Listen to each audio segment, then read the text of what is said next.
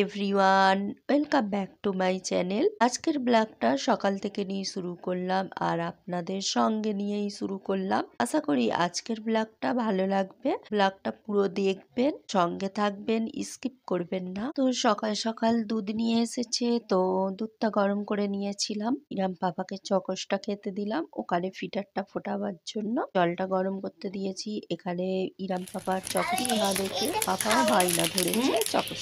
ওকে তো দুধের সঙ্গে দিলে হবে না, ছোট মানুষ, ও ওইভাবে খাবেও না, নষ্ট করে দেবে। তার জন্য ওকে এমনি দিলাম একটা প্লেটের মধ্যে। এখনো রান্না ব্যাপার নেই, যাও আগে ওকে খেয়ে শেষ করো, আবার দেবো। হ্যাঁ, নিয়ে যাও টেবিলে বসে খাও। এখন খেতে আচ্ছা, এটা খেয়ে শেষ করো, আবার দেবো। দুটা লাফালাফি করছে, সারাদিন খালি এই দুষ্টুই চলে ওর। আর এখানে দুটোকে বললাম দাঁড়াতে, তো আজকে দুটোকে হেয়ার কাট করাতে হবে।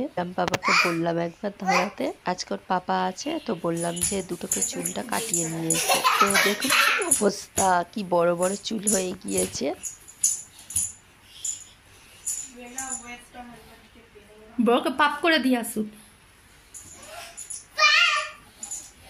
আবার মাইকটা নিয়েছে,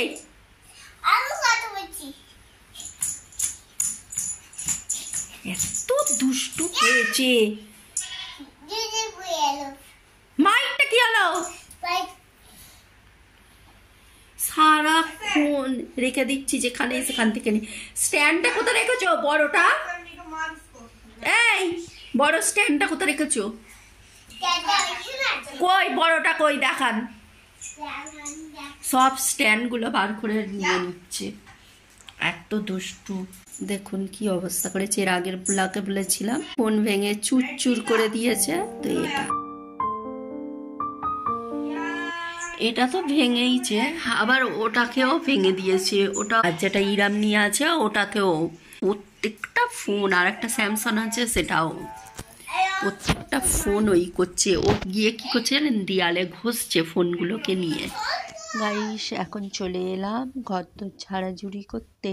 বলো, শীতে তো বেশি কাজ, এক্সট্রা কাজ বেড়ে যায় এসবগুলো গোছাতে।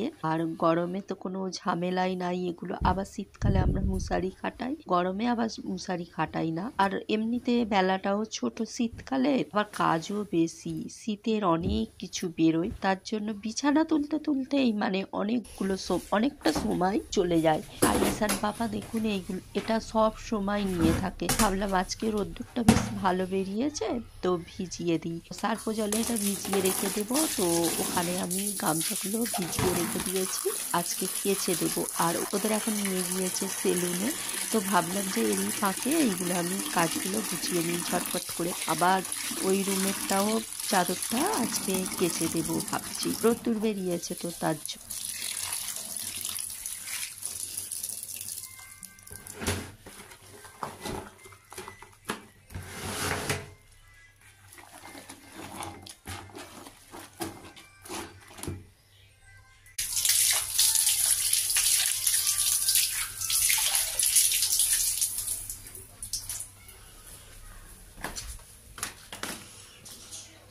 চলো, ফোন এসছে, ওরা চুল কেটে আসছে। ইরাম ঈশান মেশিনটা চালিয়ে দিতে বললে এসে গোসল করাবে।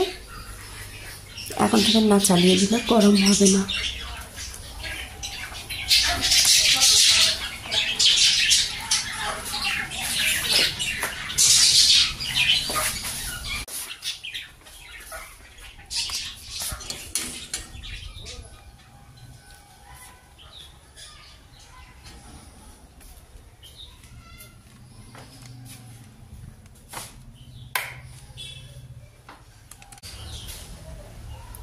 ভোজ ভাজ করে ঘুমাচ্ছে,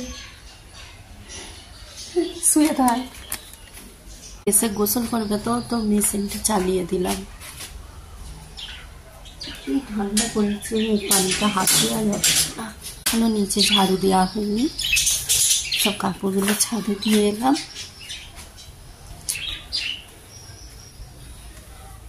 রান্না বসিয়েছি, ভাত বসিয়েছি।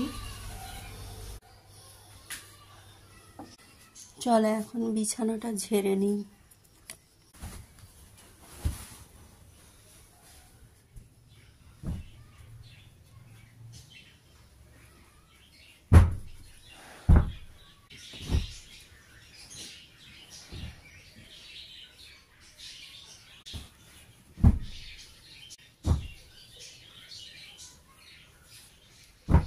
গাইস এখন চলে এলাম এই রুমে। তো এই রুমের বিছানার চাদরটা ভাবছি কেচে দেব। ও এখন আমি এটাকে চেঞ্জ করে নেব।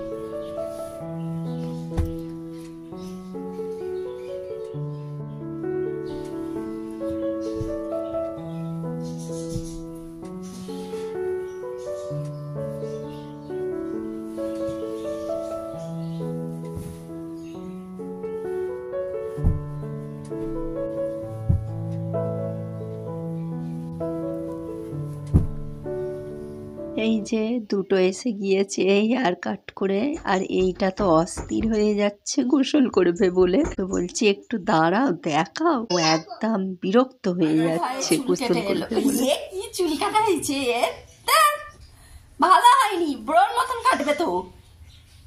না দেখো না পিছনে কত সুন্দর কেটেছে। পানি গরম করে দাও। হ্যাঁ মেশিন চালিয়ে করিয়ে দাও।